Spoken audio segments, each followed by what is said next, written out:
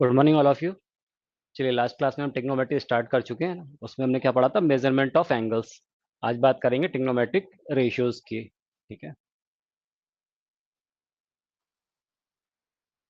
अब trigonometric ratios पर जाने से पहले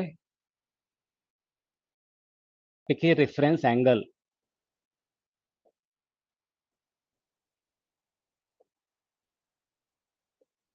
रेफरेंस एंगल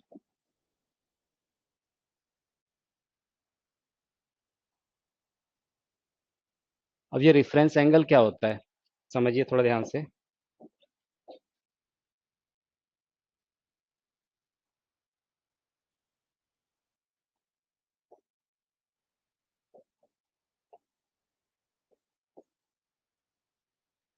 हमने एंगल इन स्टैंडर्ड पोजीशन पढ़ा हुआ था।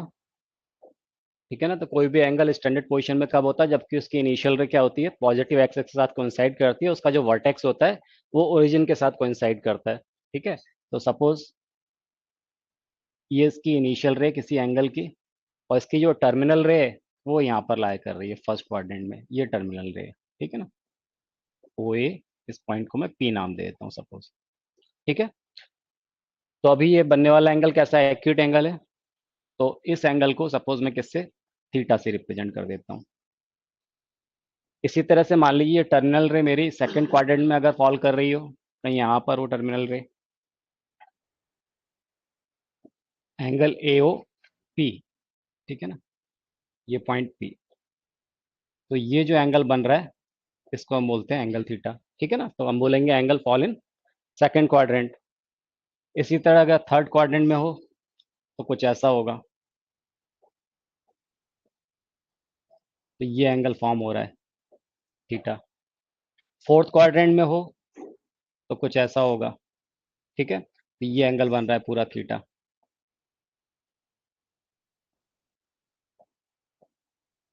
अब आप ये समझिए, मैं बोल रहा हूँ कि रेफरेंस एंगल का मतलब क्या है। यहाँ पर एंगल किस में बन रहा? फर्स्ट क्वाड्रेंट में। तो एक जो टर्मिनल रे ऐसा एंगल जो टर्मिनल रे जिस क्वाड्रेंट में वो रे फॉल कर रही है, जिस है ना, वो जो टर्मिनल रे जिस क्वाड्रेंट में लाई कर रही है, तो टर्मिनल रे और एक्स एक्सिस के बीच बनने वाला एंगल, उसको हम क्या बोलेंगे? Reference angle. जैसे यहाँ पर टर्मिनल रे मेरी क्या है? ओपी है। ठीक है ना। टर्मिनल रे क्या है? ओपी है। और ये कहाँ लाई कर रहा है? ये फर्स्ट क्वाड्रेंट में लाई कर रही है। ठीक है। तो ये ओपी और ये ओ ए के बीच बनने वाला एंगल, पॉजिटिव एक्सिस के बीच बनने वाला एंगल, उसको हम क्या बोलेंगे? Reference angle. तो इसको मैं थीटा डैश से रिप्रेजेंट कर रहा हूँ, ये थीटा डैश। तो इस केस में ये इक्वल हो जाएगा। ठीक है। तो रेफरेंस एंगल को मैं किससे रिप्रेजेंट कर रहा हूँ यहाँ पर? इस केस में थीटा डैश से रिप्रेजेंट कर रहा हूँ मैं। जैसे अगर इस केस में बात करें हम, तो यहाँ पर जो मेरी टर्मिनल रे है वो सेकंड क्वाड्रेंट में फॉल कर रही है, सेकंड क्वाड्रेंट में लाई कर रही है। ठीक है। तो ये जो एंगल है कैसा? ऑब्ट्यूस एंगल है। तो रेफरेंस एंगल कहाँ पर आएगा? मैंने क्या बोला? जो टर्मिनल रे है, अगर एंगल स्टैंडर्ड पोजीशन में लाई कर रहा है, तो जो टर्मिनल रे है किसके साथ में? एक्स एक्स साथ में जो एंगल फॉर्म करेगी उसको क्या बोलेंगे हम? Reference angle. तो यहाँ पर रेफरेंस एंगल क्या हो जाएगा मेरा? ये एंगल रेफरेंस एंगल हो जाएगा, थीटा डैश। इस केस में बताइए रेफरेंस एंगल क्या होगा? तो इस केस में रेफरेंस एंगल ये हो जाएगा, ये थीटा डैश। इस केस में रेफरेंस एंगल क्या होगा? तो टर्मिनल रे यहाँ पॉजिटिव एक्स एक्स के साथ में जो एंगल फॉर्म कर रही है, यानी ये एंगल जो है वो क्या हो जाएगा मेरा? थीटा डैश हो जाएगा। ठीक है। तो आप ये समझिए, मैंने बोला कि यहाँ पर इस केस में थीटा और थीटा डैश दोनों ही कैसे हैं? इक्वल हैं। तो इस केस में theta dash is equal to कितना है? थीटा है। यहाँ पर बताइए जरा मुझे थीटा डैश कितना मिलेगा? तो theta dash is equal to ये पूरा कितना है? 180, और उसमें से मैं थीटा को माइनस कर दूं तो कितना आ जाएगा? 180 माइनस थीटा। ये थीटा डैश मिल जाएगा। थर्ड केस में देखिए, अगर मुझे थीटा डैश निकालना है, यानी रेफरेंस एंगल निकालना, तो क्या करेंगे? ये पूरा एंगल कितना है? थीटा, उसमें से 180 को माइनस कर दूं तो थीटा माइनस 180। तो ये मुझे क्या मिल जाएगा? ये हम डिग्री में बात कर रहे हैं, थीटा माइनस 180 डिग्री। तो क्या मिल जाएगा? रेफरेंस एंगल मिल जाएगा। फोर्थ केस में देखिए, theta dash is equal to कितना हो जाएगा? ये थीटा डैश, तो पूरा एंगल कितना होगा? 360, उसमें से थीटा को मैं माइनस कर दूं, यानी 360 डिग्री माइनस थीटा। ठीक है। ये अगर मुझे रेडियन में बनाना बताना होता तो भी आप इजिली बता लेते। Theta dash is equal to कितना हो जाएगा? बोलो, ये कितना है? 180 मतलब कितना? Pi radian. और माइनस कितना, थीटा।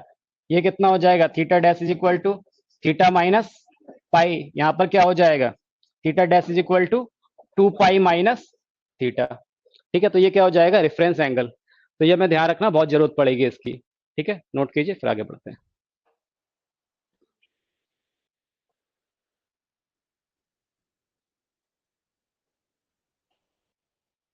तो देखिए, रेफरेंस एंगल का मतलब क्या हो गया, एक बार फिर से समझ लीजिए। मैंने बोला कि ये फर्स्ट केस में ये रे कहाँ लाई कर रही है, हमारी फर्स्ट क्वाड्रेंट में लाई कर रही है। तो रेफरेंस एंगल का मतलब जो टर्मिनल रे एक्स एक्सिस साथ में जो एंगल बनाएगी है ना, वो एक्यूट एंगल लेना है मुझे। तो यहाँ पर क्या आ जाएगा, थीटा और थीटा डैश इक्वल हो जाएगा। थीटा डैश से हम रेफरेंस एंगल को है ना यहाँ पर रिप्रेजेंट कर रहे हैं। इस वाले केस में देखिए, यहाँ पर थीटा डैश ये सेकंड क्वाड्रेंट में लाई कर रही है रे। ठीक है, तो थीटा डैश क्या हो जाएगा, पूरा एंगल 180 और माइनस थीटा, तो 180 माइनस थीटा, ये मुझे थीटा डैश मिल जाएगा। एक्यूट एंगल लेना है, ध्यान रखिएगा। इस केस में कितना हो जाएगा, थर्ड थर्ड क्वाड्रेंट में लाई कर रही है हमारी टर्मिनल रे। तो कितना हो जाएगा, ये पूरा एंगल कितना था, थीटा। तो हम क्या करेंगे, ये पूरे थीटा में से क्या माइनस कर दे, 180, तो थीटा डैश मिल जाएगा। और यहाँ पर क्या आ जाएगा, 360 माइनस थीटा। ठीक है,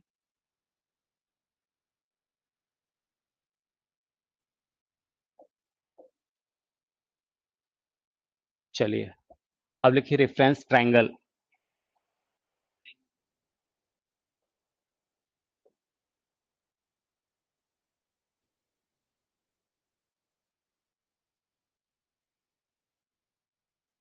यहाँ पर मेरा एंगल ए ओ पी, ये मुझे एंगल मिल रहा था।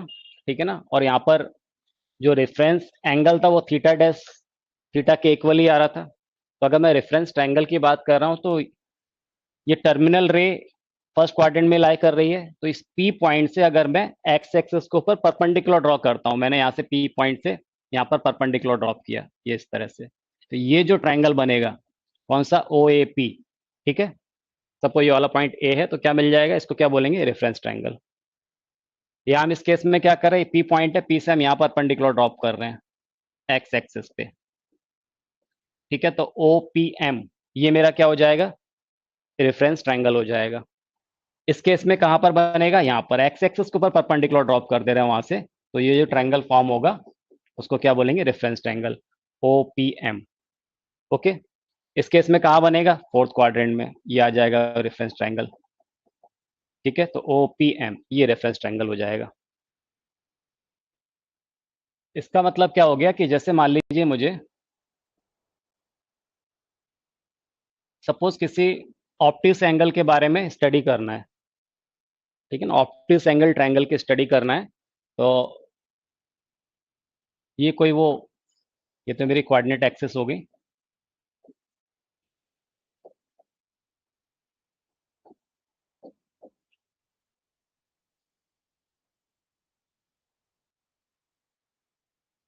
ये वो ट्रायंगल है जिसके बारे में मुझे कहीं स्टडी करना है, समझिए। ठीक है ना, ओ ए बी। और मुझे इस ट्रायंगल के बारे में बात करना है, तो ये कैसा ऑप्टिक्स एंगल ट्रायंगल है। तो मेरा मेन एंगल तो क्या हो गया, ए ओ बी। पर इस ट्रायंगल को स्टडी करने के लिए हमें क्या, एक रेफरेंस ट्रायंगल की जरूरत पड़ेगी। तो इस वाले एंगल थीटा के लिए हमारा रेफरेंस एंगल क्या हो जाएगा, अब आप समझ गए होंगे अच्छे से, ये हो जाएगा रेफरेंस एंगल, ये थीटा डैश। समझ में आया, क्यों, क्योंकि जो मेरी टर्मिनल रे, हम इस एंगल की स्टडी कर रहे हैं, ये इनिशियल रे हो गई, ये टर्मिनल रे हो गई ओबी। तो टर्मिनल रे कहाँ लाई कर रही है, सेकंड क्वाड्रेंट में। तो सेकंड क्वाड्रेंट में टर्मिनल रे लाई कर रही है। तो इस टर्मिनल रे और एक्स एक्सिस के साथ में जो एंगल फॉर्म हो रहा है, वो क्या हो जाएगा, मेरा रेफरेंस एंगल हो जाएगा। तो यहाँ पर रेफरेंस एंगल क्या हो गया मेरा, थीटा डैश। और अगर मैं रेफरेंस ट्रायंगल की बात करूं, तो रेफरेंस ट्रायंगल क्या हो जाएगा, तो मेरा रेफरेंस ट्रायंगल देखिए ये हो जाएगा, ये वो रेफरेंस ट्रायंगल हो जाएगा। कौन सा, ओ बी एम। तो अगर मुझे ट्रायंगल ए ओ बी इसकी स्टडी करना है, जिसमें कि इस ऑप्टिक्स एंगल की स्टडी करना है थीटा की, तो उसके लिए मुझे रेफरेंस ट्रायंगल क्या लेना होगा, थीटा डैश। और रेफरेंस ट्रायंगल क्या लेना होगा, ओ बी एम। क्योंकि हम सारे टिग्नोमेट्रिक रेशियोज किसके बेस पे डिफाइन करेंगे, किसी एक्यूट एंगल के बेस पे। पर ऐसा नहीं कि वो एक्यूट एंगल के लिए डिफाइन होते हैं, वो सभी, कोई भी एंगल हो, सभी के लिए डिफाइन होते हैं। तो अगर मुझे किसी ऑप्टिक्स एंगल की स्टडी करना है, तो उसके लिए रेफरेंस एंगल क्या लेंगे हम, ओ बी एम। उसमें रेफरेंस एंगल क्या हो जाएगा, थीटा डैश। ठीक है, समझ गए बात को? इसी तरह से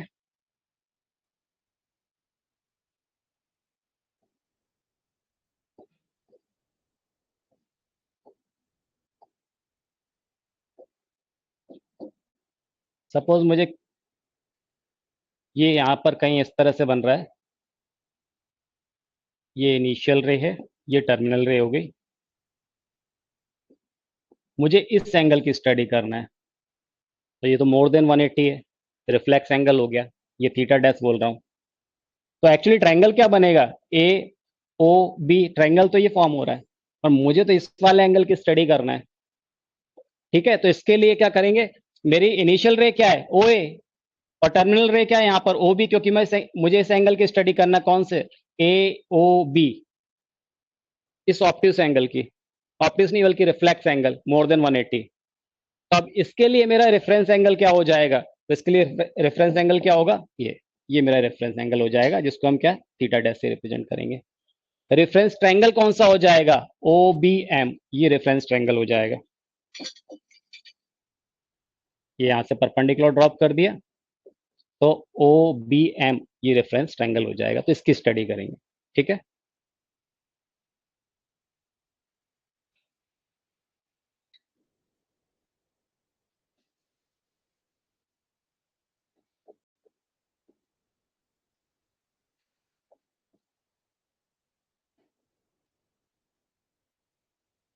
को टर्मिनल एंगल्स।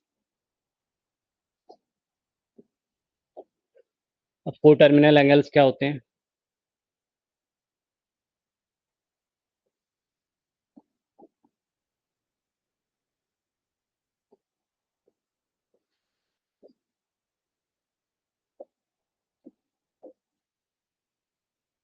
सपोज ये कोई एंगल है स्टैंडर्ड पोजीशन में,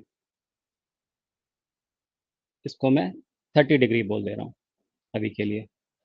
ठीक है, तो को टर्मिनल एंगल का मतलब क्या है, एंगल्स हैविंग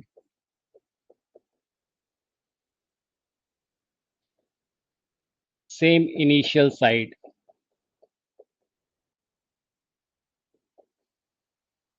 एंड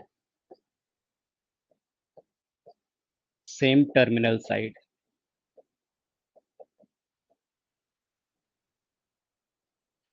मतलब ऐसे सभी एंगल जिसकी इनिशियल साइड और टर्मिनल साइड क्या हो, सेम हो, तो उनको क्या बोलेंगे हम, को टर्मिनल एंगल्स। जैसे मैंने यहां पर लिया कि ये 30 डिग्री है, ठीक है ना, एंगल ए ओ बी, इसको नाम दे दे रहा एंगल ए ओ बी। ठीक है ना, तो ये कितना है, 30 डिग्री है।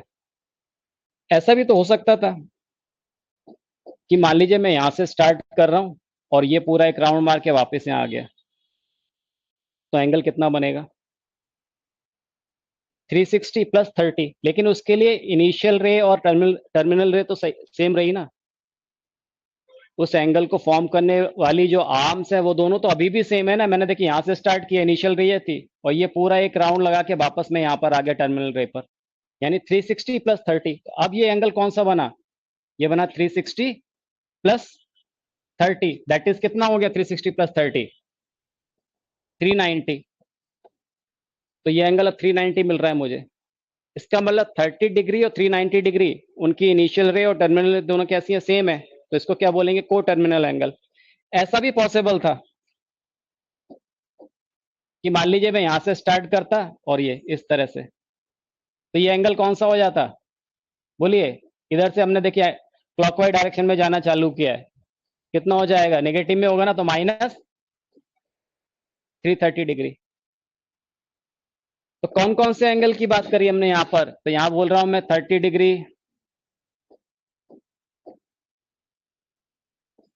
30 डिग्री, फिर कितना था 390 डिग्री, फिर कितना था माइनस 330 डिग्री। ऐसे बहुत सारे हो सकते हैं, है ना, बहुत से एंगल पॉसिबल है ना, इन सबको क्या बोलेंगे हम, को टर्मिनल एंगल, इस एग्जांपल में। अब अगर मान लीजिए मुझे दो एंगल गिवन है और मुझे ये पता करना है कि वो को टर्मिनल होंगे कि नहीं होंगे, तो क्या हम बार बार ड्रॉ करके देखेंगे, उसकी जरूरत नहीं है। आप क्या करोगे, जो भी बड़ा एंगल है, जिन दो एंगल की बात करें, बड़े एंगल में से छोटे एंगल को हम माइनस कर देंगे। जैसे यहाँ पर 390 माइनस 30, कितना आ गया 360। तो 360 आ रहा है, इसका मतलब ये को टर्मिनल एंगल है। यानी 360 या फिर 360 का मल्टीपल आना चाहिए। जैसे यहां पर देखिए 390 और 330 को देखिए, तो 390 में से किसको माइनस कर रहे हैं, -330 को। तो कितना आ गया, ये माइनस माइनस प्लस हो जाएगा, ये टोटल कितना हो गया बताइए, 720। तो ये आ गया 720 डिग्री। ये भी क्या है, 360 का मल्टीपल है। इसका मतलब ये दोनों एंगल कैसे हैं, कौन कौन से, 390 और -330 कितने हैं, को टर्मिनल एंगल है। अगर मैं 30 और -330 की बात करूं तो देखिए क्या आ जाएगा, पॉजिटिव में से बड़े में से छोटे एंगल को सब्ट्रैक्ट करना है, तो 30 माइनस ऑफ -330, तो कितना आ गया 360 डिग्री। ठीक है, तो ये भी क्या है 360 का मल्टीपल है। तो ये सब क्या होना चाहिए, मल्टीपल ऑफ 360 होना चाहिए इनको।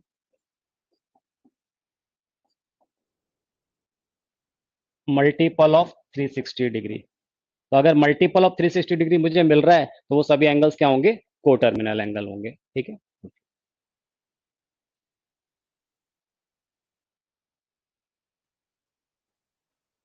देखिए ट्रिग्नोमेट्रिक रेशियोज।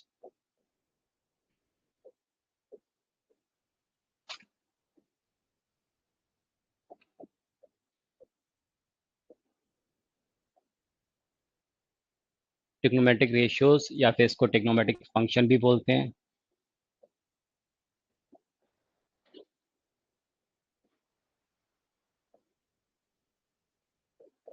ट्रिग्नोमेट्रिक फंक्शन या फिर इसको हम ट्रिग्नोमेट्रिक सर्कुलर सर्कुलर फंक्शन भी बोलते हैं।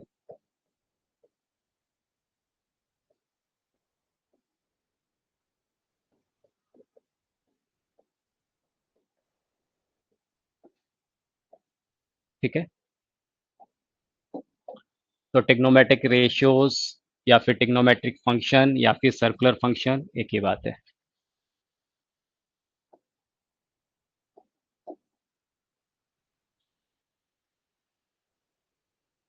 अब देखिए समझिएगा, सपोज ये कोई एक राइट एंगल ट्रायंगल है,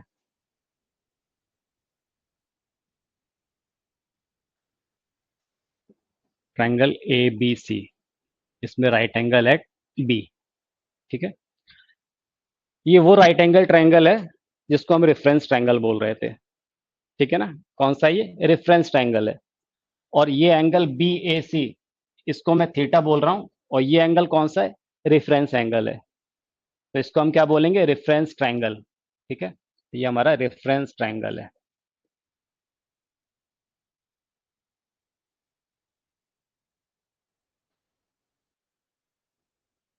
और इस एंगल थीटा को क्या बोलेंगे यहाँ पर, रेफरेंस एंगल।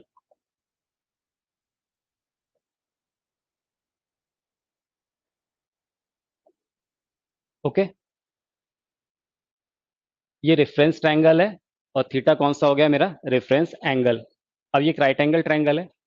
अभी आपको अच्छे से मालूम है किसी भी राइट एंगल ट्रायंगल में जिस एंगल को हम कंसीडर करते हैं उसके अपोजिट साइड को क्या बोलते हैं, परपेंडिकुलर। और थर्ड साइड क्या हो जाएगी, बेस। और 90 डिग्री की अपोजिट साइड हमेशा क्या होती है, हाइपोटेन्यूस, है ना, ये आपको बहुत अच्छे से पता है। तो यहाँ पर इस थीटा को हम कंसीडर कर रहे हैं, तो इसके अपोजिट साइड ये क्या हो गई, परपेंडिकुलर।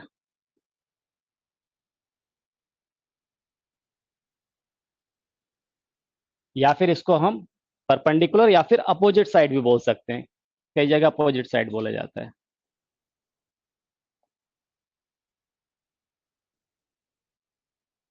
इसको क्या बोलेंगे, ए बी को, या तो इसको आप बेस बोलिए और या फिर इसको एडजेसेंट साइड।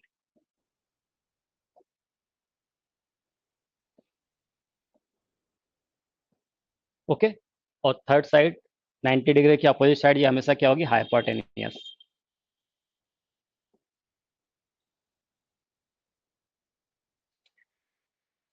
अब ट्रायंगल में 3 साइड्स हैं, हमें किसको डिफाइन करना है, ट्रिग्नोमेट्रिक रेशियोज। जैसा नाम से समझ में आ रहा है, रेशियो, तो किसके रेशियो, साइड्स के रेशियो। तो यहाँ पर देखो, अगर मान लीजिए मैं क्या बोलता हूँ एक बार, कि मैंने बोला कि बी सी एक साइड ये लिया, दूसरा ए सी, तो एक रेशियो ये हो गया। फिर मैं बोलूंगा ए बी, फिर मैं बोलूंगा ए सी, डिफरेंट साइड्स का रेशियो है, इसको एक नया नाम दे देंगे। फिर मैं आपसे बोलूंगा B C upon A B, एक जो नया रेशियो हो गया, इसको एक दूसरा नाम दे देंगे। फिर इसके रेसिप्रोकल, मतलब ऐसा ही बोल सकता था मैं AC अपॉन BC। तो ये सब नए नए रेशियोज है ना, इन्हीं को हम कुछ ना कुछ नाम देंगे। जैसे अगर मैं आपसे कहूं कि इस रेशियो को BC अपॉन AC, ठीक है, क्या बोला मैंने, BC अपॉन AC, समझिएगा ध्यान से। तो मैं बोल रहा हूं BC अपॉन AC। तो BC मतलब क्या है यहाँ पर, किस क्या बोल रहे थे इसको, परपेंडिकुलर, ठीक है ना, और AC का हाइपोटेनियस। मैं परपेंडिकुलर के लिए P और हाइपोटेनियस के लिए H और बेस के लिए B यूज कर रहा हूँ, ठीक है ना। तो क्या आ गया, ये किस किस का रेशियो है, परपेंडिकुलर अपॉन हाइपोटेनियस, ये इन दो साइड्स का रेशियो है। तो परपेंडिकुलर अपन हाइपोटेनियस, तो इसको हम रीड कैसे करते हैं, इसी को नाम देते हैं साइन ऑफ एंगल थीटा। ये जो जिस एंगल, जो रेफरेंस एंगल है, इसको हम कंसिडर करके चल रहे हैं, उस एंगल का क्या है, साइन। तो क्या रीड करेंगे हम बोलेंगे साइन ऑफ एंगल थीटा।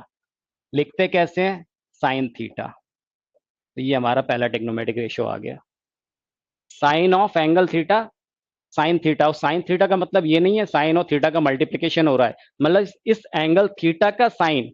और साइन किस बात को रिप्रेजेंट कर रहा है, कि यार पर्टिकुलर हमें कौन सा रेशियो लेना है, मतलब हमें परपेंडिकुलर अपॉन हाइपोटेन्यूज इसका रेशियो लेना है, ठीक है। इसी तरह से A B upon A C, A B upon A C, तो ए बी क्या है, बेस, ए सी क्या है, हाइपोटेनियस, ठीक है ना, एडजेसेंट साइड अपॉन हाइपोटेनियस। तो इसको हम क्या नाम देंगे, इसको हम बोलते हैं cosine, cosine of angle theta, that is cos of theta. लिखते कैसे हैं, कॉस ऑफ थीटा। रीड कैसे करते हैं, कोसाइन ऑफ एंगल थीटा, ठीक। BC अपॉन ए बी, तो ये भी एक नया रेशियो हो जाएगा, BC upon A B. BC क्या है, परपेंडिकुलर, ए बी क्या है, बेस। क्या बोलेंगे इसको, tangent of angle theta, that is tan theta. तीन रेशियो ये हो गए, तीन इसके रेसिप्रोकल हो जाएंगे, AC upon BC, AC upon BC। इसको क्या बोलेंगे, AC अपॉन BC मतलब क्या हो गया, AC क्या है, हाइपोटेनियस, और BC क्या है, परपेंडिकुलर। पहले वाले का रेसिप्रोकल दिख रहा है ये, ठीक है। तो इसको क्या नाम देंगे, cosecant, cosecant of angle theta, that is cosec theta. AC upon AB, AC upon AB, तो किसका रेशियो है ये, H अपॉन B। क्या बोलेंगे इसको, second, second of angle theta, that is sec theta. Then AB upon BC, AB upon BC मतलब base upon perpendicular, इसको क्या बोलेंगे, cotangent, cotangent of angle theta, that is cot theta. Okay, note कीजिए इतना। अभी साइन का reciprocal क्या दिखा था हमें, कॉसेक, ठीक है ना। तो इसका मतलब ये हो गया कि cosec theta is equal to, cosec theta is equal to 1 upon sine theta, ठीक है। और या फिर sine theta is equal to 1 upon cosec theta. अब अगर मैं साइन और कॉसेक को मल्टीप्लाई कर दूं तो मुझे यहां से क्या मिल जाएगा, sine theta into cosec theta is equal to कितना, 1, ठीक है। इसी तरह से sec theta, sec theta is equal to कितना था, इसका रेसिप्रोकल क्या आ जाएगा, कॉस थीटा। तो sec upon sec theta is equal to 1 upon cos theta. तो कॉस थीटा कितना हो जाएगा, cos theta is equal to 1 upon sec theta. ये रेशियो है एक दूसरे के, रेसिप्रोकल है, ठीक है। तो cos theta is equal to 1 upon sec theta. तो यहां से अगर इसको मल्टीप्लाई करेंगे तो क्या मिल जाएगा, ये मिलेगा कॉस थीटा इंटू कितना, sec theta is equal to 1।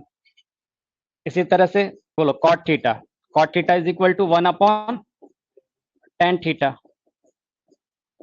So tan theta is equal to 1 upon cot theta, और इसको मल्टीप्लाई करेंगे तो कितना आ गया, tan theta into cot theta is equal to 1, ठीक है। तो ये हमें याद रखना है।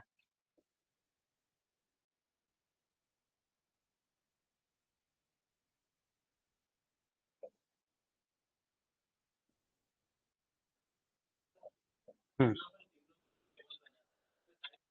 अब देखो यहां पर हम क्या बोल रहे थे, अभी आपने बोला था कि भाई sine theta,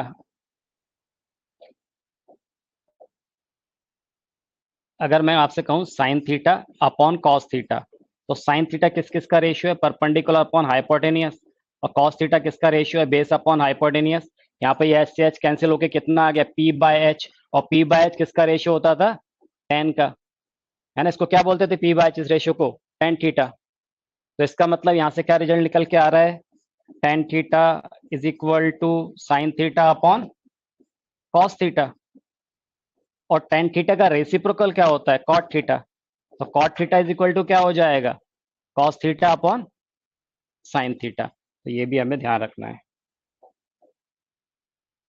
P by B, है ना, ये एच से एच कैंसिल हो जाएगा तो P by B. Trigonometric functions of real number.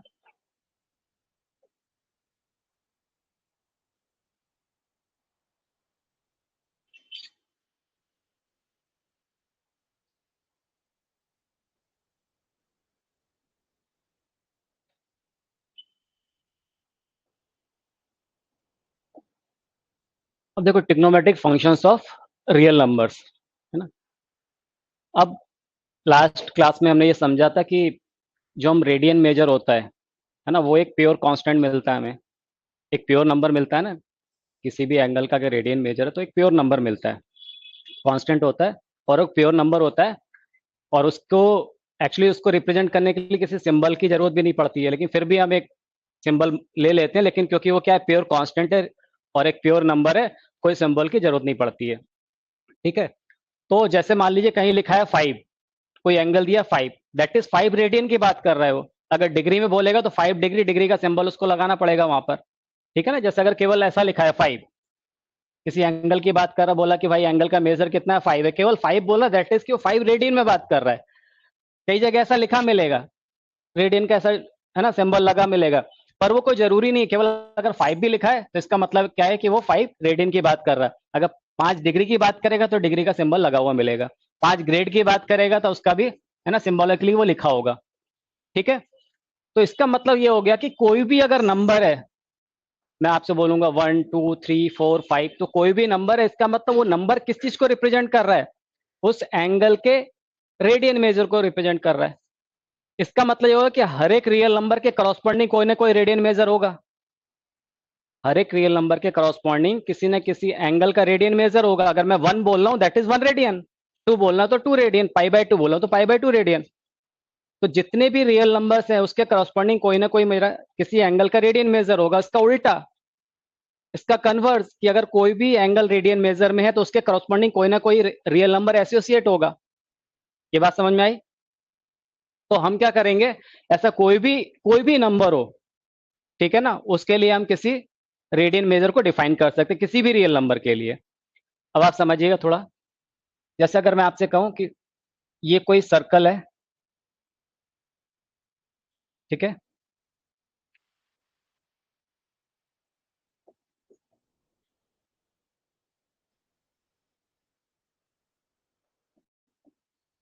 और ये हमने पढ़ा था लास्ट क्लास में कि सपोज ये कोई एंगल बन रहा है, कौन सा, ये हमारी इनिशियल रे हो गई ए ओ, और ये पॉइंट है पी। ठीक है, तो इस समय क्या एंगल बन रहा है, तो हम इसको डिफाइन कैसे करते हैं इस एंगल को, ये बताओ जरा। सेंटर पे सबटेंड होने वाला एंगल है ना, तो ये जो एंगल आ रहा है थीटा, सपोज, तो थीटा इज इक्वल टू क्या होता था, एल बाय आर। एल मतलब क्या होता था, लेंथ ऑफ आर्क। मैं यहां पर इस लेंथ ऑफ आर्क को क्या ले ले रहा हूं, एक्स ले ले रहा हूं। ठीक है, तो थीटा किस में मिलेगा, रेडियन में मिलेगा। और इसकी रेडियस कितनी है, तो भाई ये रेडियस है ओ ए, या फिर ओपी, ये भी तो रेडियस ही है कि नहीं। तो यहाँ पर theta is equal to L by R है, तो यहाँ पर क्या मिल गया, theta is equal to X by R. मैंने लेंथ ऑफ आर को क्या ले लिया, एक्स ले लिया, तो एक्स बाय आर हो जाएगा। अब अगर कहीं से, अगर मैं रेडियस को क्या ले लूं, 1 के इक्वल ले लूं, क्या बोल रहा हूं मैं, अगर रेडियस क्या ले लूं मैं, 1 के इक्वल ले लूं, आर इज इक्वल टू 1, तो इसका मतलब यहां पर क्या मिल जाएगा, थीटा इज इक्वल टू कितना मिल जाएगा, एक्स। यानी जो सेंटर पे सबटेंड होने वाला एंगल है वो एक्स के इक्वल हो गया, और एक्स मेरा क्या था, लेंथ ऑफ आर्क। तो सेंटर पे जो एंगल सबटेंड हो रहा है जो कि रेडियन में मिलेगा, वो किसके इक्वल आ गया, एक्स के इक्वल आ गया, यानी लेंथ ऑफ आर्क के इक्वल आ गया कि नहीं आ गया। ठीक है, तो कुछ ऐसा हो जाएगा।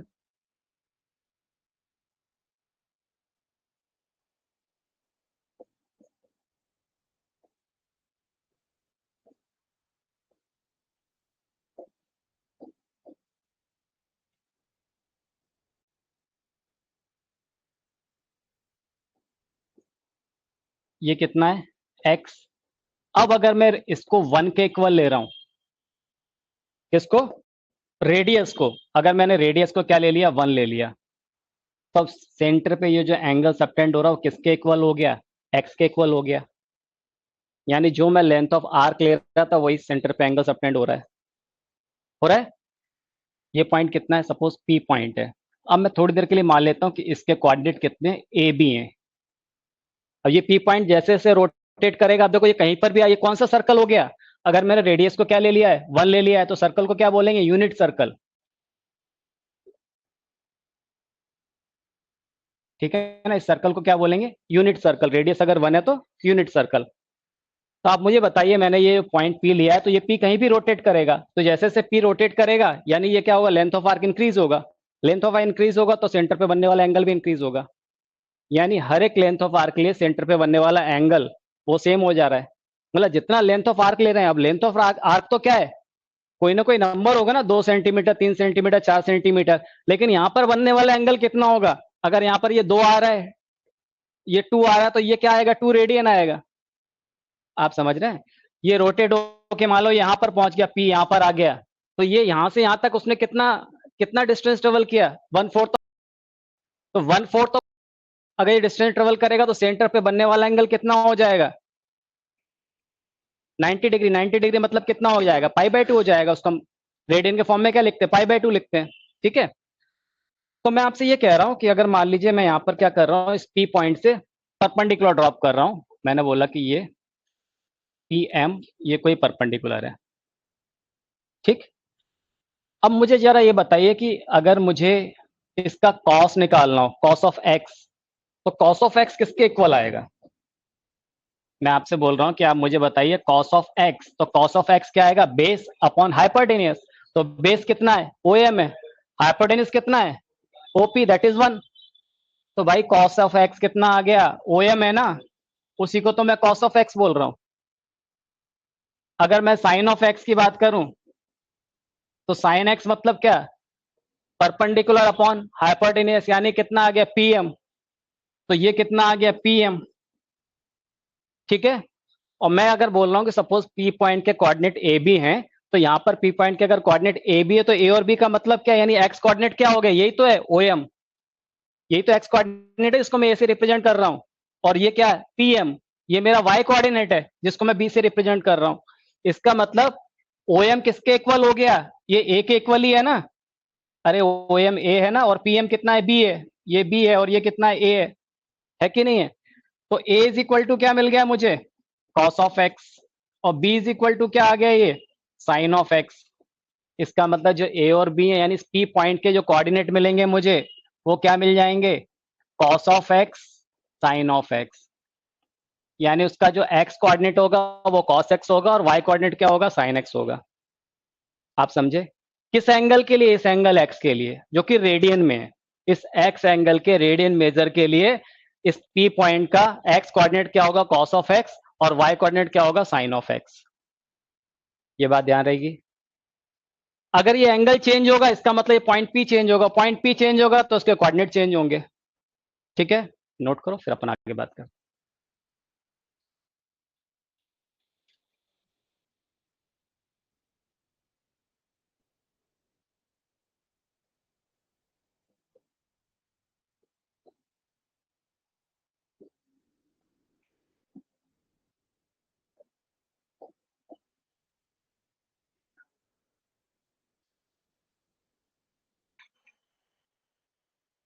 देखो जैसे मान लो, सपोज मैं आपसे बोल रहा हूँ कि ये यूनिट सर्कल है,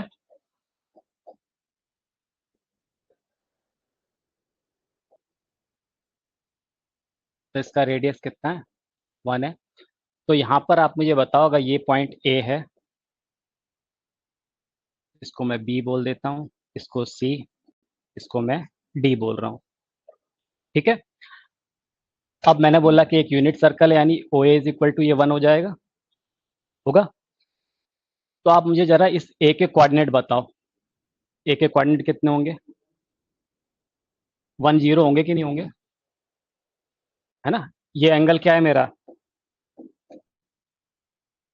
ये वो पॉइंट पी हो गया, ये एंगल एक्स है, और इस पी पॉइंट के कोऑर्डिनेट आपने बोल दिया क्या होगा, cos of x sine of x. अब हम कॉस एक्स साइन एक्स बोलेंगे, तो पी पॉइंट के coordinate cos x sine x हो गए, ठीक है ना। अभी हमने प्रूफ किया था इसको। ए के कोऑर्डिनेट कितने हैं, 10।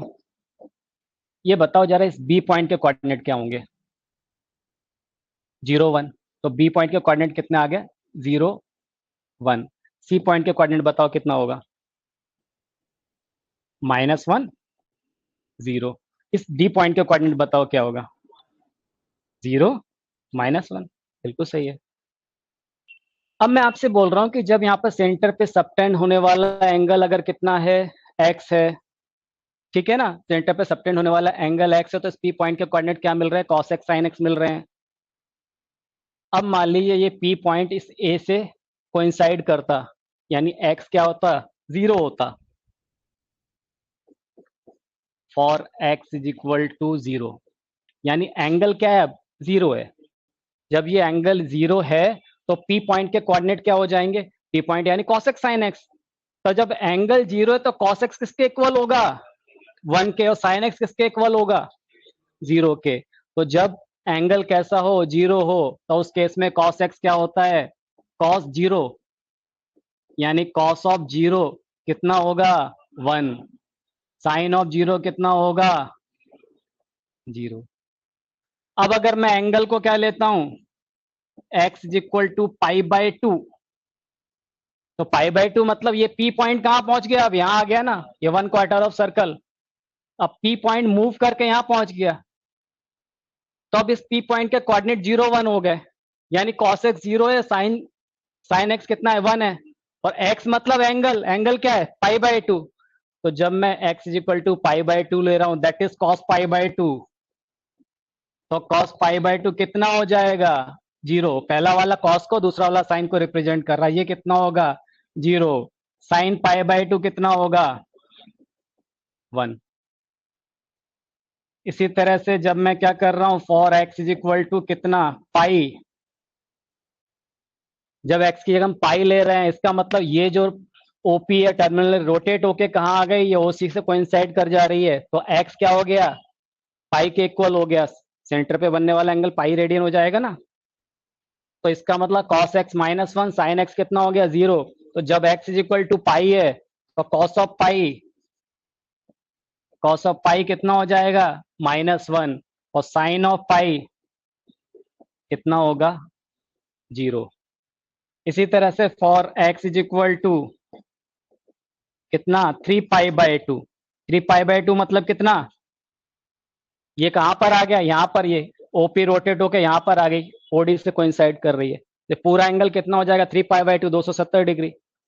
तो 3π/2 वाले केस में बताओ कितना हो जाएगा, cos 3π/2, यहाँ लिख दे रहा हूं, cos 3π/2 इज इक्वल टू कितना, 0। sin 3π/2 कितना हो जाएगा, -1, ठीक है।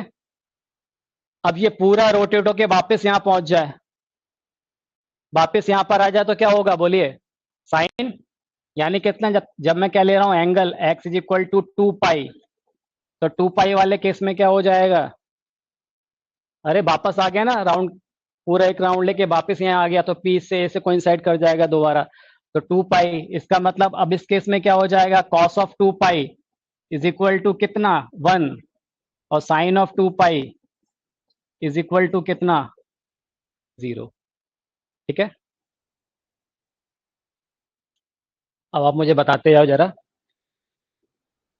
साइन 0 कितना है भाई, साइन 0 मतलब ये x यहाँ पर होगा, तो साइन 0 कितना आ गया, अरे 0 है ना, बाद पहला वाला कॉस को रिप्रेजेंट कर रहा है, बाद वाला साइन को, है ना, कॉस एक्स साइन एक्स, तो साइन जीरो कितना हो गया, जीरो। ठीक है, साइन पाई कितना है, ये घूम के यहाँ पर आ गया, जीरो। तो साइन पाई कितना है, जीरो। साइन टू पाई कितना है, जीरो। टू पाई मतलब वापस घूम के वहीं आ गए, तो साइन टू पाई कितना हो गया, जीरो। अब मैं क्लॉकवाइज चल रहा हूँ, ठीक है, तो बताना जरा। तो मैं बोल रहा हूँ साइन माइनस पाई कितना है, zero. Sine minus two pi कितना है, जीरो। इन जनरल यहाँ पर देखो आप, zero, pi, two pi, minus pi, minus two pi, तो in general sine N pi is equal to क्या होगा, जीरो होगा। ठीक है, where N belongs to integer, N क्या है, इंटीजर है, तो sine N pi is equal to क्या, जीरो। तो ये बात हमें अच्छे से समझ लेना है। ठीक है, इसी तरह से आप मुझे बताओ जरा, cos pi by to,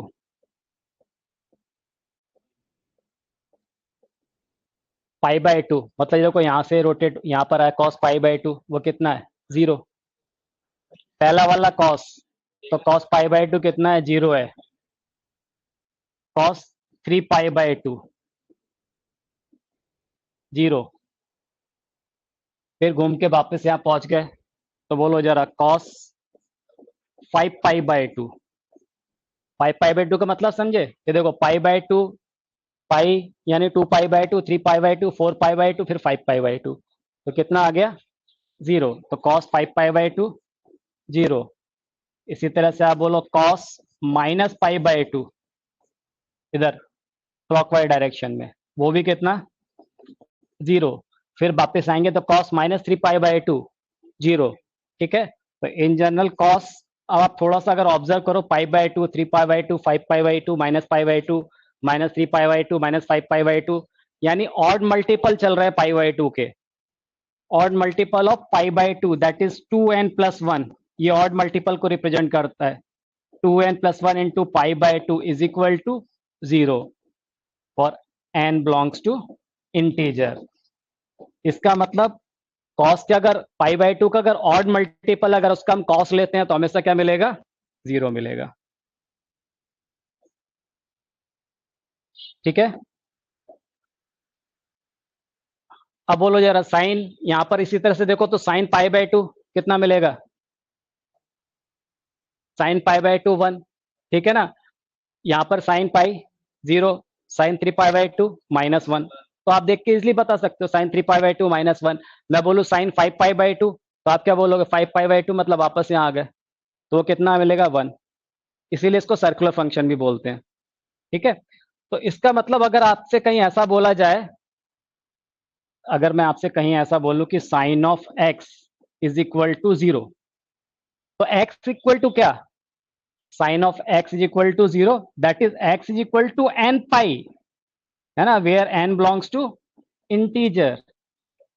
sign X is equal to zero है तो एक्स क्या होगा, वो एंगल क्या होगा, पाई का मल्टीपल होगा, पाई के हर मल्टीपल पे, खाली पाई नहीं बोलना है हमें, जीरो नहीं बोलना है, मतलब एन पाई।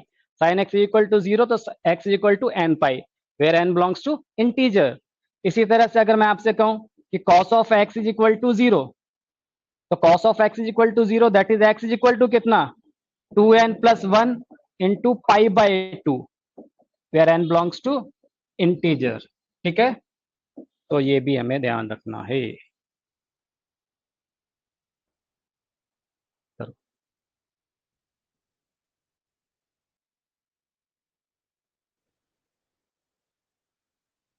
अदर ट्रिग्नोमेट्रिक फंक्शंस,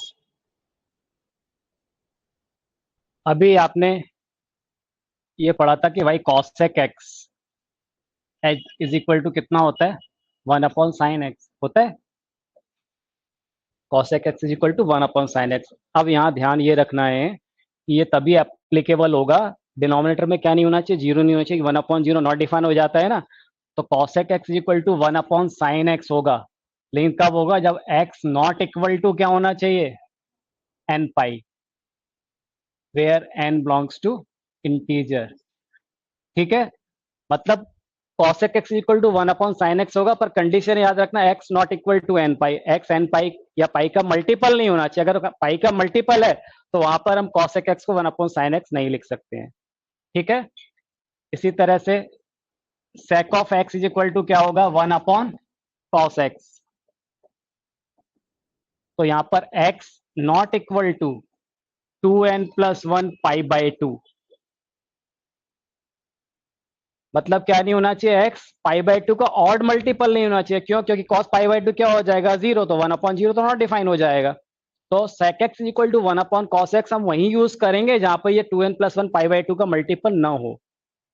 अगर x क्या है, 2n+1 π/2 का मल्टीपल है, तो वहां पर हम sec x को 1/cos x नहीं लिख सकते हैं, ओके। इसी तरह से tan of x is equal to क्या होता है, sin x upon cos x। तो यहां भी वही ध्यान रखना है, x not equal to 2n+1 π/2। तो cot x is equal to क्या होगा, cos x upon sin of x। तो x not equal to n pi, है ना। तो ये हमें ध्यान रखना है। इसका मतलब आप मुझे ये बताइए कि अगर मैं आपसे कहूं कि भाई cosec 0, ठीक है ना, cosec 0 कितना होगा, cosec x equal to 1/sin x। मैं बोल रहा हूँ x n पाई के इक्वल नहीं होना चाहिए, तो cosec 0 कितना होगा, नॉट डिफाइंड, ठीक है। तो cosec of x not defined. इसी तरह से cosec पाई या फिर cosec 2 पाई, ये सब क्या होंगे, नॉट डिफाइंड। sec π/2, यहां पर मैंने बोला sec x equal to 1/cos x, यानी x क्या नहीं होना चाहिए, 2n+1 π/2 नहीं होना चाहिए। तो sec π/2 या फिर sec 3 π/2, ठीक है ना, ये सब क्या होंगे, नॉट डिफाइंड, ओके। यहाँ पर देखो tan x में x क्या होना चाहिए, 2n+1 π/2 का मल्टीपल नहीं होना चाहिए। तो इसका मतलब अगर मैं आपसे बोलूं tan π/2, tan 3 π/2, tan 5 π/2, ये सब क्या होंगे, ये सब नॉट डिफाइन होंगे। सिमिलरली बोलो cot of 0, cot pi, cot 2 पाई, ये सब क्या होंगे, नॉट डिफाइन होंगे, ठीक है।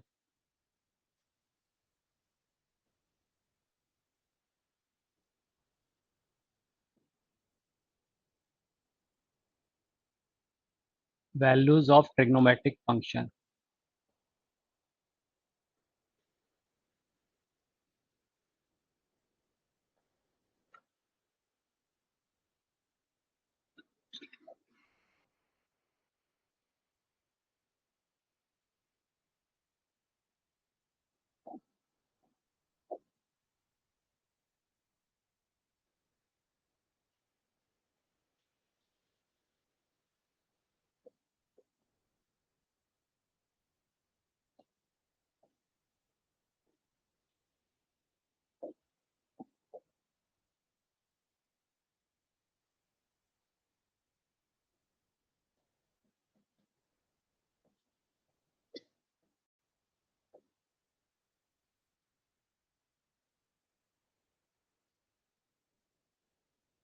अगर x में क्या ले रहा हूँ, π/4, तो ट्रिग्नोमेट्रिक फंक्शंस की वैल्यूज बताना है हमें, ठीक है। यहाँ से मैंने यहाँ, ये पॉइंट P हो गया हमारा, P के कोऑर्डिनेट आपको पता ही है क्या होते हैं, cos x sin x in general. P से मैं यहाँ पर परपेंडिकुलर ड्रॉप कर रहा हूँ,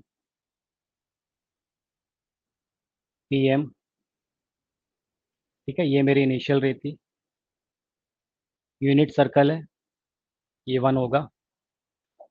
अब आप जरा सोच के बताइए मुझे, अगर ये एंगल 90 डिग्री है, ठीक है ना, ये π/4 है, तो ये वाला एंगल कितना होगा, ये एंगल कितना होगा, π/4 होगा ना। तो ये भी π/4 होगा, ये π/4 है, ये 90 है, तो ये भी π/4 हो गया।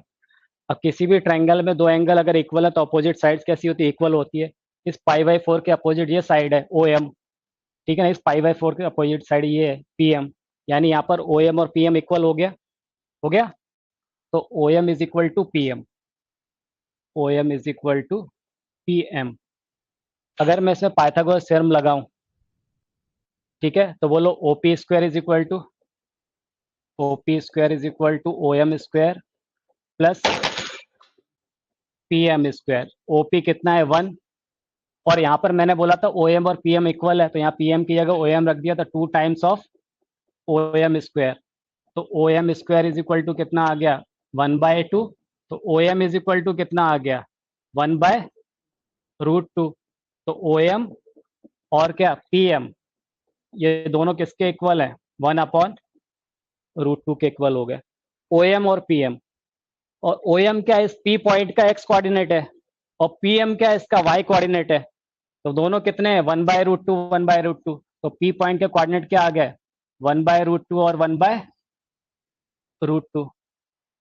तो that is sine pi by 4 या कॉस पाई बाय 4। पहला वाला कॉस को रिप्रेजेंट करता है, दूसरा साइन को।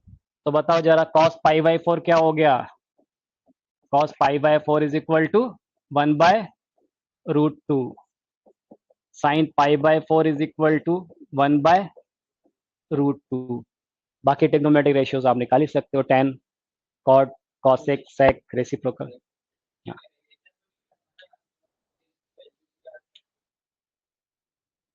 पाई बाय 3, अब अगर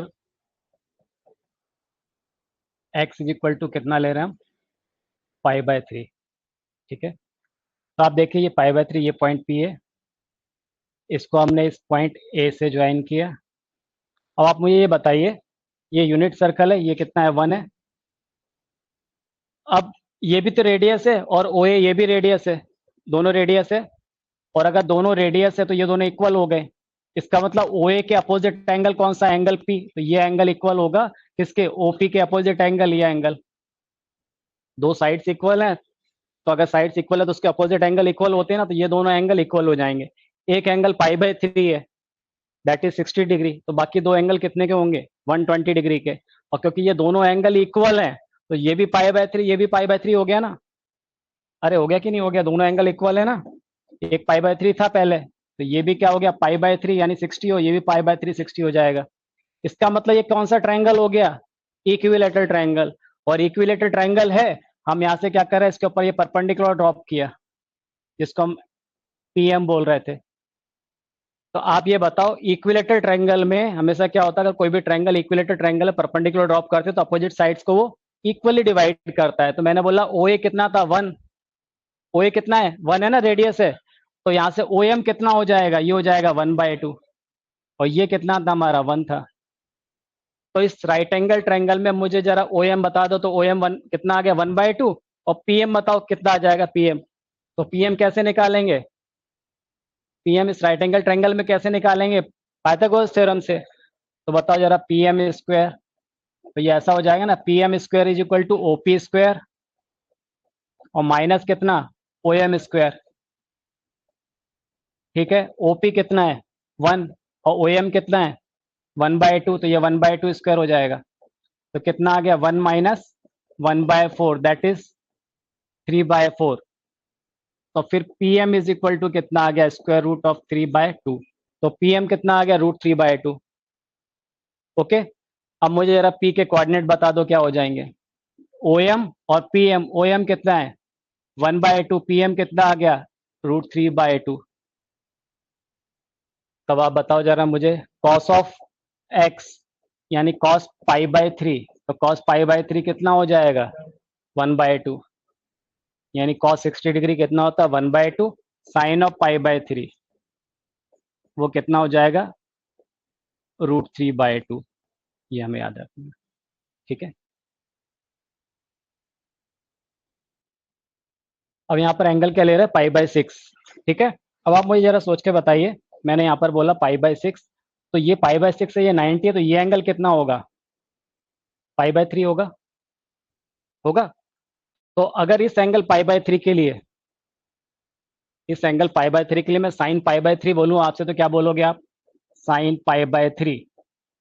तो इस एंगल के परपेंडिकुलर ओ एम हो गया ना, और रेडियस तो कितना है 1, हमेशा 90 डिग्री अपोजिट साइड हाइपोटेनियस होगी।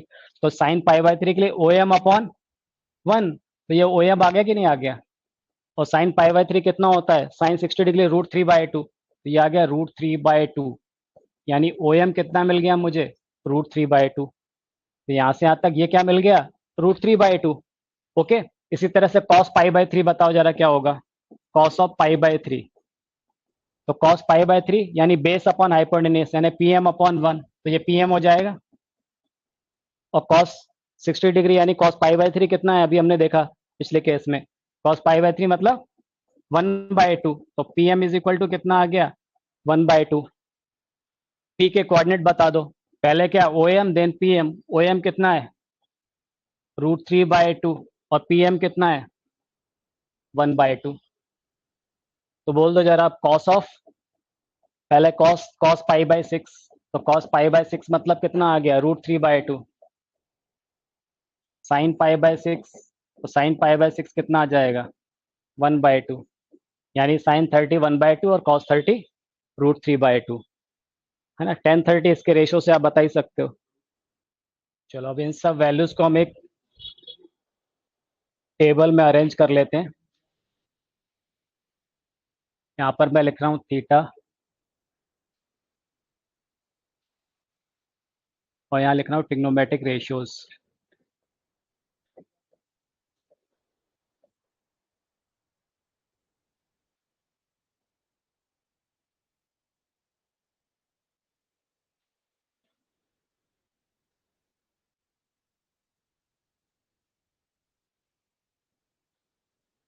पहले हम बात कर रहे हैं यहाँ पे 0 डिग्री, ठीक है।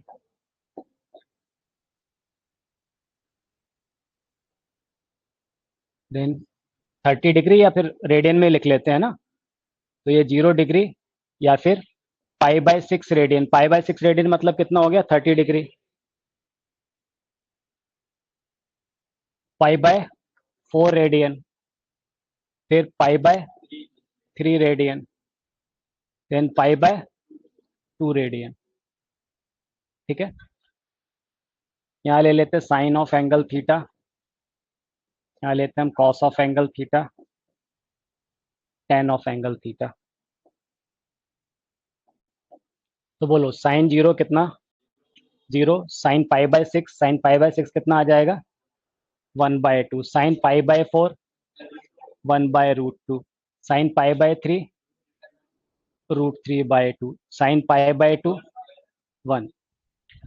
कॉस में क्या होगा, तो कॉस 0 कितना हो जाएगा 1, कॉस π/6 यानी cos 30 degree √3/2, cos π/4 cos 45 degree 1/√2, cos π/3 1/2, cos π/2 0। Tan किसका रेशियो होता है साइन अपॉन कॉस का, तो 0/1 0, यहाँ पर कितना आ जाएगा 1/√3, ten degree 1/√3, 45 1, 60 degree √3 1/0, not define, ठीक है।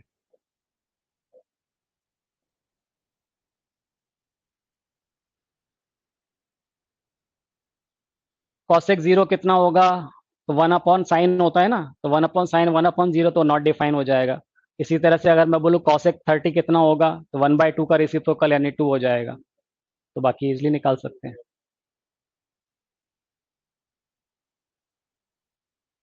ठीक है। चलो अब इस पे बेस्ड कुछ क्वेश्चंस करते हैं।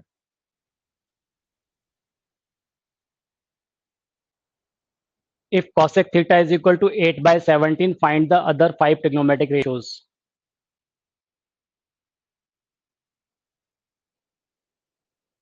cos थीटा क्या दिया है 8/17, तो आपने एक राइट एंगल ट्रायंगल फॉर्म किया, ये एंगल कितना है थीटा, ये राइट एंगल ट्रायंगल है, तो cos थीटा 8/17 है।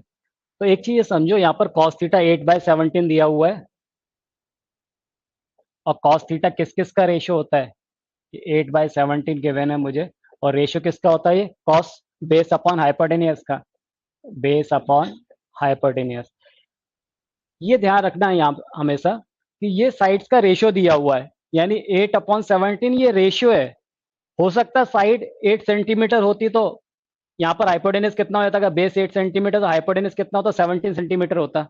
ये भी पॉसिबल था कि यहाँ पर बेस कितना होता, 16 सेंटीमीटर, तो उस केस में हाइपोटेनस कितना होता, 34। ये रेशियो दिया है सिंप्लीफाई करके।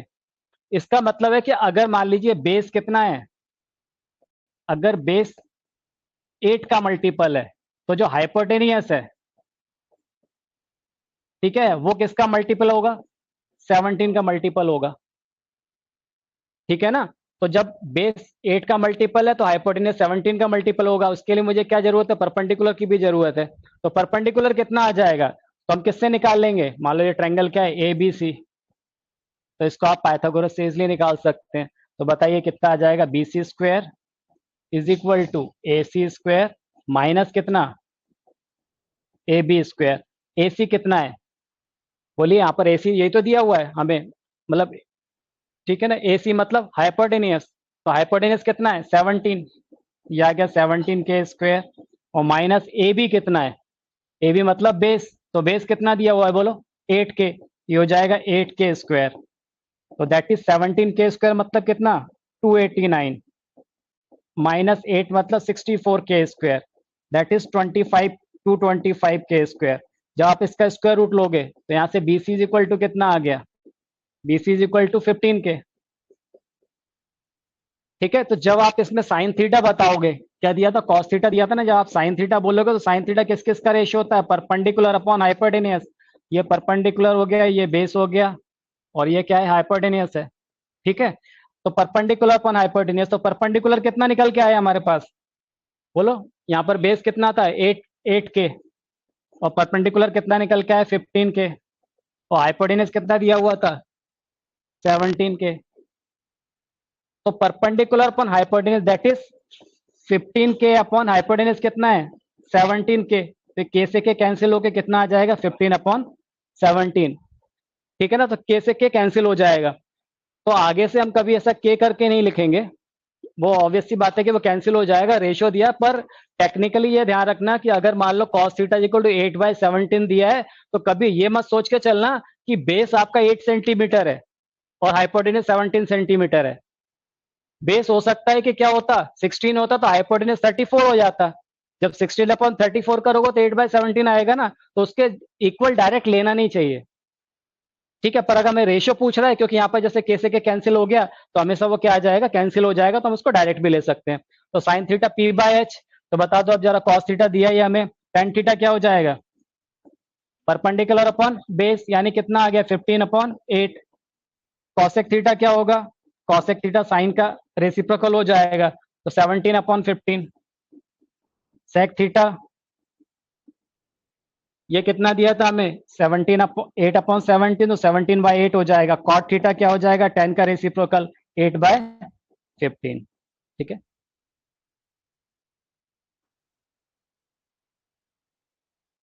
If cosec a is equal to 2, find the value of 1/10a plus sin a upon 1 plus cos a।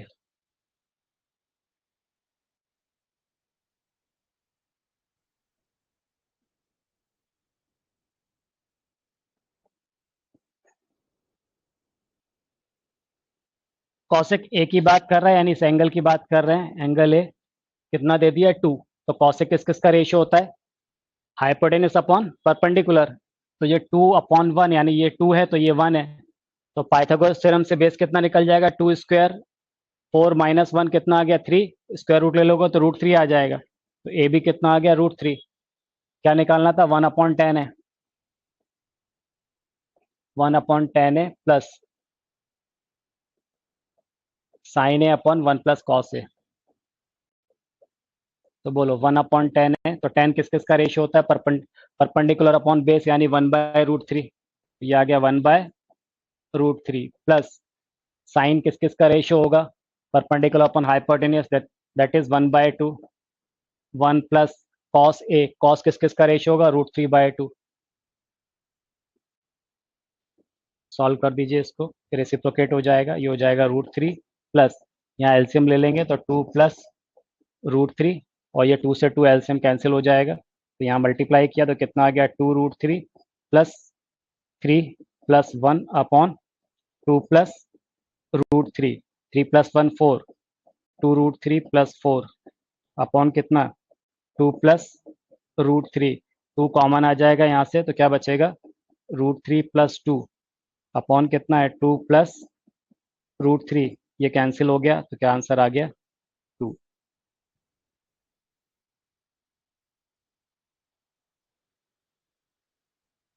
If sec alpha is equal to 5/4 evaluate 1 minus tan alpha upon 1 plus tan alpha।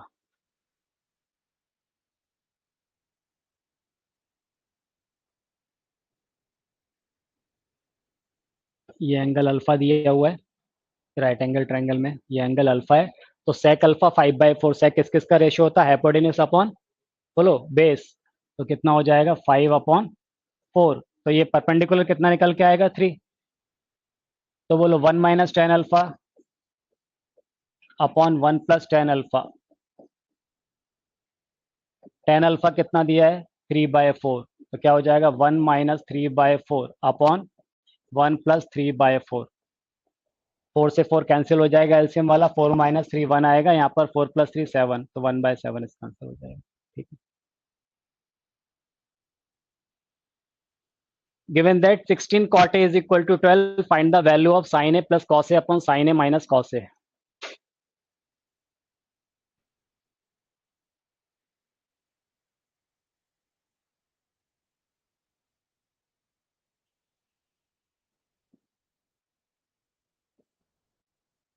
कितना दिया हुआ हमें 16 cot a is equal to 12, 16 cot a is equal to 12, तो यहाँ से cot of a is equal to आ जाएगा 12 upon 16, that is 3/4, तो cot a 3/4 मिल गया आपको। ओके, आपको बताना क्या है sin a plus cos a, sin a plus cos a upon sin a minus cos a। अब यहाँ पर आपको साइन और कॉस निकालने की जरूरत नहीं है, आपको देखो कॉट दिया हुआ है तो आप इसको क्या करो कॉट में कन्वर्ट कर लो, तो क्या होता है कॉट कॉस अपॉन साइन होता है, तो न्यूमरेटर डिनोमिनेटर को साइन से डिवाइड कर दो, जब साइन से डिवाइड करोगे तो क्या आएगा 1 प्लस ये साइन अपॉन साइन 1 हो जाएगा, कॉस अपॉन साइन क्या हो गया cot A, plus sine upon sine 1 minus cos upon sine cot A, तो बोलो 1 प्लस कॉट की वैल्यू पता थी आपको 3/4, 1 माइनस 3/4, तो 4 प्लस 3 कितना आ गया 7, 4 माइनस 3 कितना आ जाएगा 1, तो आंसर हो जाएगा 7। ठीक है, if tan theta is equal to 12/13 evaluate 2 sin theta cos theta upon cos का थीटा माइनस sin का theta.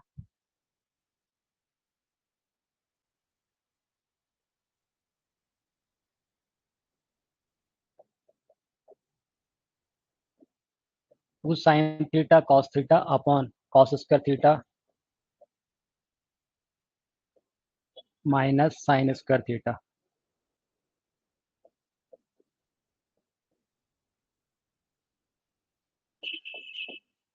Numerator and denominator divided by cos square theta. अब यहाँ पर हम क्या करेंगे क्योंकि tan दिया हुआ है ना तो cos स्क्वायर थीटा से डिवाइड करेंगे, तो देखो जब इसको न्यूमरेटर को cos स्क्वायर थीटा से डिवाइड करोगे cos से cos कैंसिल हो जाएगा, sin अपॉन cos क्या आ जाएगा tan, तो ये आ गया 2 tan थीटा अपॉन ये cos square theta upon cos square theta क्या हो गया 1 और माइनस sin अपॉन cos कितना हो गया 10, तो ये आ गया tan square theta, value put कर दीजिए 2 tan थीटा यानी 2 इंटू 12/13 अपॉन 1 माइनस 12/13 का होल स्क्वायर, तो 12 इंटू 2 कितना हो गया 24 upon 13 into 13 square minus 12 square 169 minus 145 144 कितना आ जाएगा 25, तो नीचे 25 आ गया, 13 का स्क्वायर यानी 169, ये कैंसिल हो गया 13 टाइम, तो कितना आ गया 13 इंटू 24, 5 312 अपॉन 25 आंसर हो जाएगा।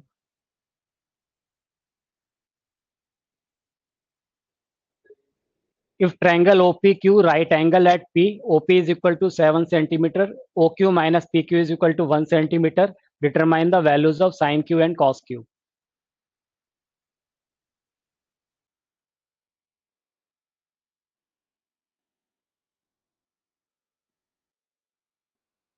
OPQ right angle triangle, right angle at P, है ना, P पर राइट एंगल है, OPQ, ये Q आ गया। अब बोल रहा है OP is equal to 7 centimetre, ये 7 सेंटीमीटर दे दिया, ठीक है। और हमें दिया हुआ OQ minus PQ is equal to कितना, 1 centimetre. Determine the value of sine Q and cos Q, तो साइन क्यू और कॉस क्यू की वैल्यू बताना है, ठीक है। तो यहाँ पर थोड़ी देर के लिए मैं क्या कर रहा हूँ, इस PQ को क्या ले रहा हूँ मैं, x ले लेता हूँ, मैंने इसको x मान लिया थोड़ी देर के लिए। तो OQ is minus x is equal to 1, तो OQ इज इक्वल टू कितना आ जाएगा, 1 प्लस एक्स, यानी OQ क्या मिल गया, ये 1 प्लस एक्स मिल गया, ठीक। अब इसमें अगर आप पाइथागोरस थ्योरम लगा दें तो क्या हो जाएगा, हाइपोटेनस का square that is 1 plus x square is equal to 7 square plus कितना, एक्स स्क्वायर से एक्स स्क्वायर कैंसिल हो जाएगा, 2x plus 1 is equal to 49, यानी x इज इक्वल टू 24। तो x इज इक्वल टू 24 आ गया, तो ये कितना हो गया, 24 सेंटीमीटर। हाइपोटेनस कितना आ जाएगा, 25 सेंटीमीटर। तो आपको क्या बताना था, sine Q and cos Q. तो बोलो साइन क्यू बताना, या साइन क्यू यानी इस एंगल की बात कर रहा है, इसके अपोजिट साइड ये परपेंडिकुलर होगा 7 अपॉन, है ना, 7/25। फिर कॉस क्यूब इस एंगल के लिए ये परपेंडिकुलर है, तो पी क्यू क्या हो जाएगा, बेस हो जाएगा, यानी 24/25, तो ये आंसर हो जाएगा, ठीक है। tan theta plus 1/tan theta is equal to 2, find the value of tan square theta plus 1/tan square theta.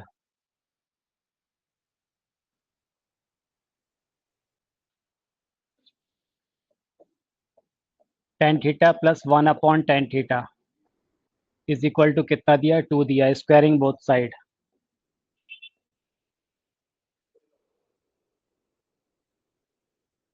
दोनों तरफ स्क्वायरिंग करेंगे तो ये कितना हो जाएगा, tan theta plus 1/tan theta whole square is equal to 2 square.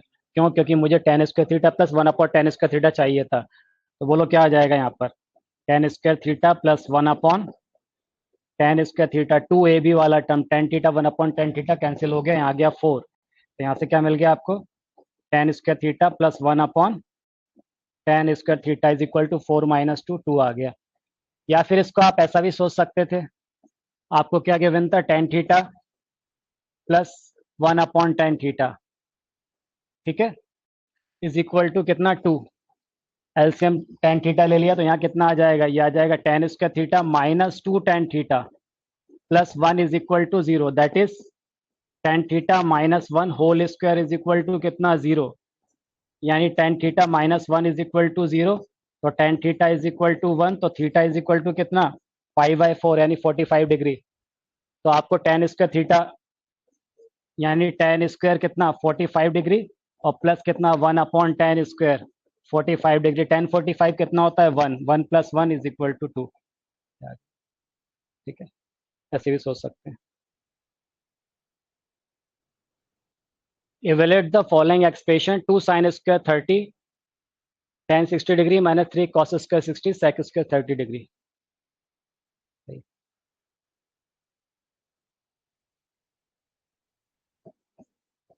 पहले देखो कितना है, 2 sin स्क्वायर 30, तो 2 और sin 30 की वैल्यू कितनी होती है, 1/2, इसका स्क्वायर हो जाएगा। tan 60 कितना होता है, √3 माइनस 3 cos स्क्वायर 60, 3 cos 60 की वैल्यू कितनी, 1/2, तो 1/2 स्क्वायर, और sec 30, तो cos 30 कितना होता है, √3/2, तो ये कितना हो जाएगा, 2/√3 sec 30, इसका square,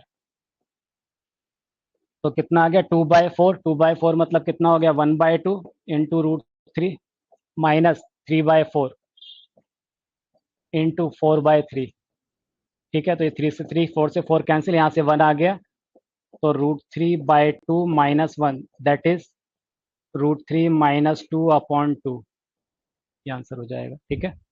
second part, tan 60 that is √3 into cosec square 45, sine 45 कितना होता है, 1/√2, कॉसेक 45 क्या हो जाएगा, √2, तो √2 का स्क्वायर कितना आ गया, 2, फिर प्लस सेक स्क्वायर 60, कॉस 60 कितना होता है, 1/2, तो सेक कितना हो जाएगा, 2, 2 का स्क्वायर कितना हो गया, 4, देन tan 45 कितना 1, तो कितना आ गया 2√3 + 4, चाहो तो इसमें से 2 कॉमन ले सकते हो, √3 + 2।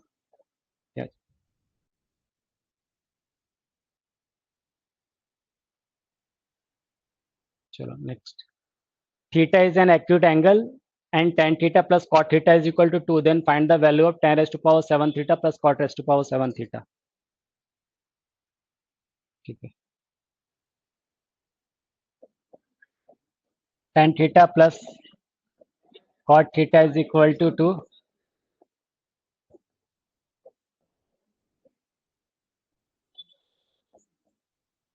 tan square theta minus 2 tan theta plus 1 is equal to 0, that is tan theta minus 1 whole square is equal to 0।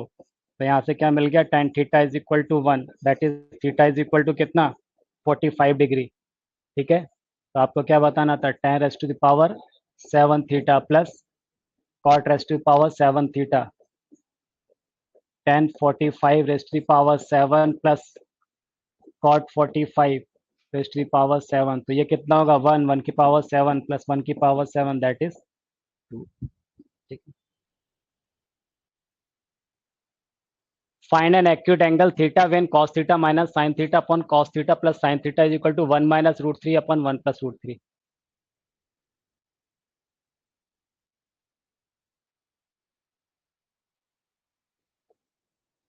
cos theta minus sin theta upon cos theta plus sin theta is equal to कितना है 1 minus √3 upon 1 plus √3।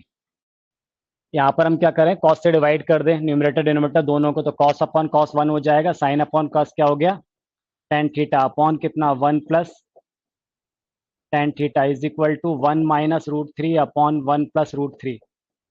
ठीक है, compare both side,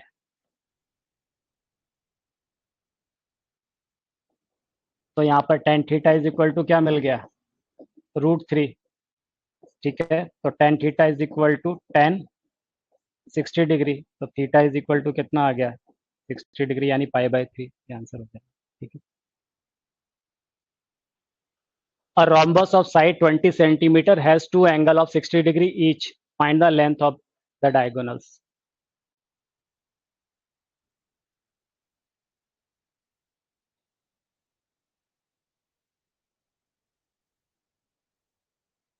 ये rhombus है, इसमें चारों side कैसी होती है, इक्वल होती है। ठीक है,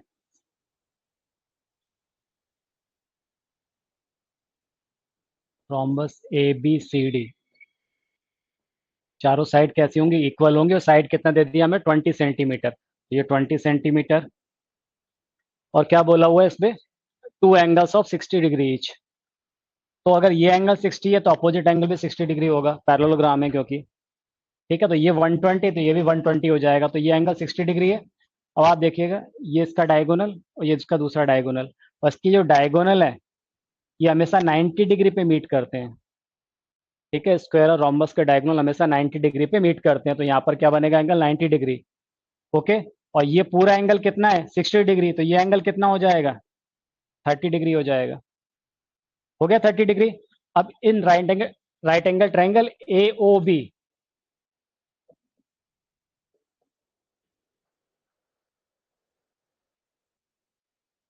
in right angle triangle AOB, अब आप मुझे बताइए जरा AOB में साइन 30 की वैल्यू बताइए, साइन ऑफ एंगल 30। तो साइन 30 क्या होगा, परपेंडिकुलर अपॉन हाइपोटेनियस, इस एंगल के अपोजिट साइड ये OB है, OB और 90 के अपोजिट साइड हाइपोटेनियस है, तो OB अपॉन 20, तो क्या आ गया OB अपॉन 20। तो यहाँ से बताइए क्या मिल गया मुझे, साइन 30 मतलब कितना 1/2 OB अपॉन 20, तो OB इज इक्वल टू कितना मिल गया 10, तो OB is equal to 10 centimetre. ठीक है, इसी तरह से आप बताइए इसमें cos of 30 degree, cos of 30 degree, तो बेस अपॉन हाइपोटेनियस, इसके लिए बेस क्या हो जाएगा AO, तो AO अपॉन कितना 20, तो कॉस 30 कितना होता है √3/2, तो AO अपॉन 20, तो AO इज इक्वल टू कितना आ गया 10 √3 सेंटीमीटर। हमें तो क्या बताना है डायगोनल, तो A C is equal to कितना, A C is equal to 2 times of A O, क्योंकि रोम्बस के जो डायगोनल होते हैं वो 90 डिग्री पे बाइसेक्ट करते हैं, ठीक है। तो A C is equal to 2 times of A O, तो A C is equal to 2 times of A O, यानी 2 इंटू 10√3, दैट इज 20√3 सेंटीमीटर। इसी तरह से बी डी, तो B D is equal to क्या आ जाएगा बोलो, 2 टाइम्स ऑफ बी ओ, तो 2 times of B O, B O की वैल्यू कितनी आ गई थी यहाँ से 10 सेंटीमीटर, तो बोलो कितना आ गया ये 20 सेंटीमीटर। एक डायगोनल 20 सेंटीमीटर, दूसरा 20√3 सेंटीमीटर, ठीक है। ठीक है, चलिए तो बस आज की क्लास में इतना ही, ठीक है, मिलते हैं नेक्स्ट क्लास में।